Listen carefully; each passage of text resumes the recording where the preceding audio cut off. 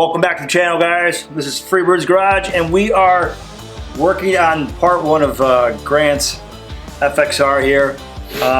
Last video, we did the walk around. We showed you guys that we did have a leaky or non-stop flowing gas coming out of the reservoir of the bottom of the float. So we're gonna take apart the carb, see if we can figure out if the float itself is just sticking. And if it is, be a quick fix. But we probably will end up having to take apart the carb. So we're gonna get that fixed right now. We'll go ahead and take that apart. Pop off the cover.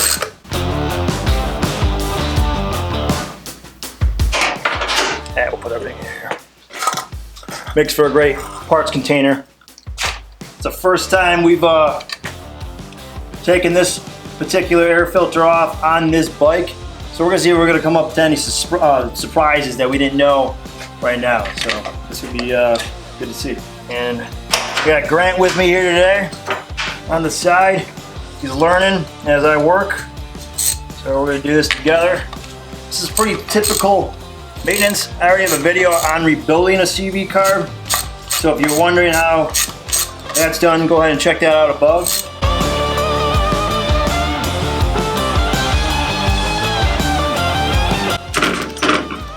Keeping it all together. There we go. Okay, first thing I noticed, we got gasket sticking out over here. So whoever rebuilt this carb, or the back plating of it, looks like they either didn't mount it correctly, or they used a homemade gasket, which makes it come out all jagged. That looks like crap. So we're gonna fix that. Take this all apart and get it all taken care of.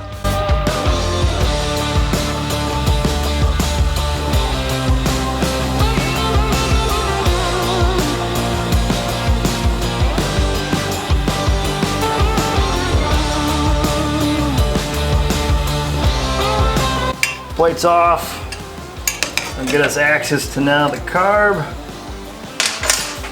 Okay, show you guys what we're talking about when the gas is non-stop pouring out. Grant, why don't you hop on the other side real quick? All right, go ahead and turn it on. There it is. See how you shouldn't be doing that. That's partially because I already have it cranked like that to get it to stop. So go ahead and shut it off. Go the other way. Yeah. So right when the gas turns on, that flings out, starts spraying everywhere.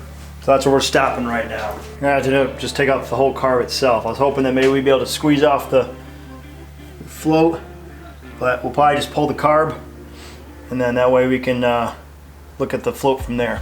All right. Got the CV carb somewhat disassembled. Got the cables apart here. In my other video I show actually how to adjust these so you can loosen them up and put them off. That's all just about be pulled apart. The last part that we were struggling with was the choke here. The choke has to be pulled through from the other side, loosened up, and then that will free you up to allow your CV carb to come through. But we found a little surprise when trying to take this CV carb apart on his bike. The Voss system right here, for some reason, has been located on the top of the engine mount bracket, which that's not right. It should be on the bottom. So figuring out why that's done that way. And on top of it, coming to the side, barely see it back there, but the engine mount, the strut, is mounted underneath as well, and that needs to be corrected. They're supposed to go straight across. The Voss is supposed to be on the bottom, and engine mount adjusting rod is supposed to be on top across. So I figured out in another video, we're working on this part one or part two, whatever this is, of adjusting that. Figure out why it's done like that. It looks like it should be a relatively easy fix, but so we're gonna go ahead and keep disassembling the CV carb and see what other problems we're gonna run into now. We're gonna continue by trying to find what's going on the float. We're gonna start to disassemble this.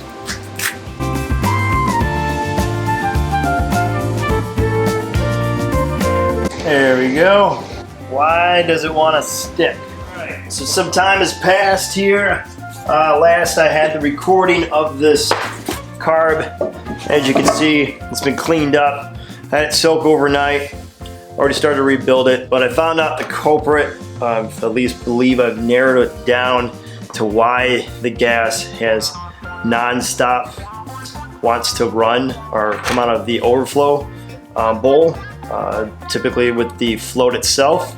And looks like the diaphragm one here, it's completely rusted, which goes on the side, the bottom of the float here.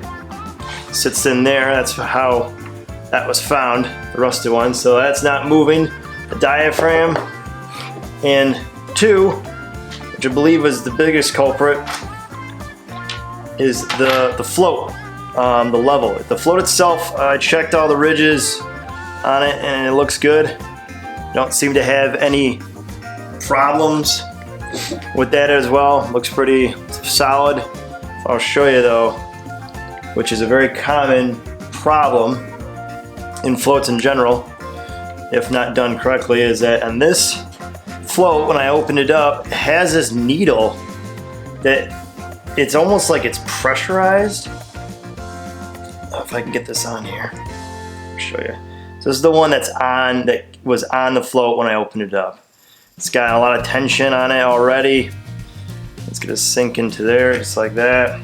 Slide the pin in. All right, so I have this at about a 20-degree angle. When you check the float, the carb has to be tilted about 20 degrees, and about right here needs to be parallel. And you can see it's starting to actually dip in. The camera here, focus, there you go.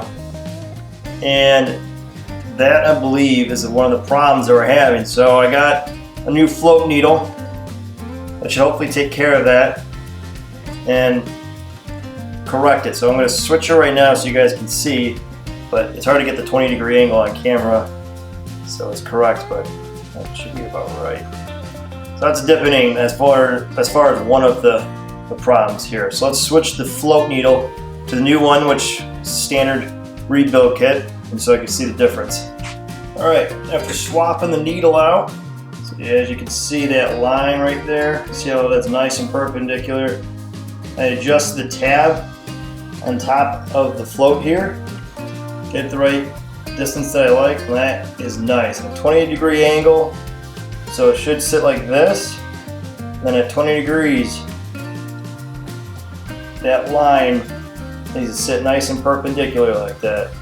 And that's where I think the problem was having, was that I was dipping in too much. And there was too much tension on the needle that was on here previously that don't know where it came from, or kind of aftermarket, whatever it is, but that seems like it'll fix the problem. Along with the new diaphragm, should be good to go. So we'll pull this together, see if it works. All right, I got the carb all mounted again on the bike. I went ahead and did just a full carb rebuild on here, other than the piston itself, but did a carb basket wash, sat overnight, did the top to bottom. It was real simple. Once you're already halfway through with the float, you might as well just do the rest. Go ahead now and turn the gas on. All right, gas is on. Before, in the early shots when I showed you guys in the beginning of the video, it was just coming out of here. Like I could hold it up like this and it would just pour out. It is not anymore. We are bone dry. It was what we want. That is a gravity fed style gas line or gas valve.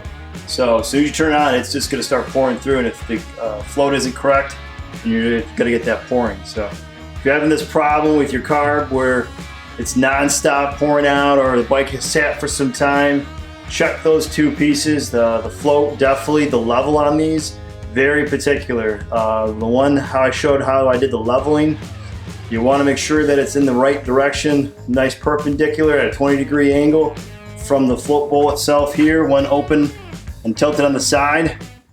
And obviously double check the diaphragm pump here, make sure that's good. And if you have any leaking, these two will be essentially your culprit. That's part one, guys.